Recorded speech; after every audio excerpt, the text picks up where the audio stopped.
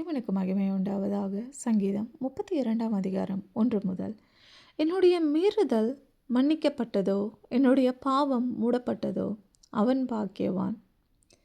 எவனுடைய அக்கிரமத்தை கர்த்தர் எண்ணாதிருக்கிறாரோ, எவனுடைய ஆவியில் கபடமில்லாதிருக்கிறதோ, அவன் பாக்கியவான். நான் அடக்கி வைத்த மட்டும் நித்தம் என் கதறுதலினாலே என் எலும்புகள் உலர்ந்து போயிற்று.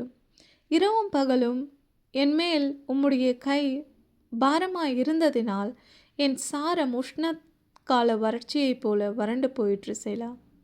நான் என் அக்கிரமத்தை மறக்காமல் என் பாவத்தை உமக்கு அறிவித்தேன்.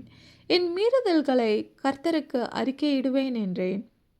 தேவரீர் என் பாவத்தின் தோஷத்தை மன்னித்தீர். செலா. இதற்காக சகாயம் கிடைக்கும் காலத்தில் பக்தியுள்ளவன் எவனும் உம்மை நோக்கி விண்ணப்பம் செய்வான். அப்பொழுது மிகுந்த ஜலப்பிரவாகம் வந்தாலும் அது அவனை அணுகாது. நீர் எனக்கு மறைவிடமாய் இருக்கிறீர். என்னை நீர் இடுக்கணுக்கு விலக்கி காத்து இரட்சணிய பாடல்கள் என்னை சூழ்ந்து கொள்ளும்படி செய்வீர். செலா. நான் உமக்கு போதித்து நீர் நடக்க வேண்டிய வழியை உனக்கு காட்டுவேன்.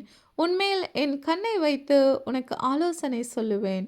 வாரினாலும் கடிவாளத்தினாலும் வாய் கட்டப்பட்டால் ஒழிய உன் கிட்ட சேராத புத்தியில்லாத குதிரையைப் போலவும் கோவேறு கழுதையைப் போலவும் இருக்க வேண்டாம். துன்மார்க்கனுக்கு அநேக வேதனைகள் உண்டு. கர்த்தரை நம்பியிருக்கிறவனையோ கிருபை சூழ்ந்து கொள்ளும்.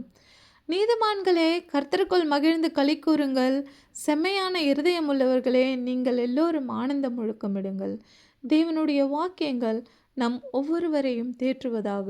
தேவன் தாமே நம் ஒவ்வொருவரையும் ஆசீர்வதிப்பாராக. ஆமேன்.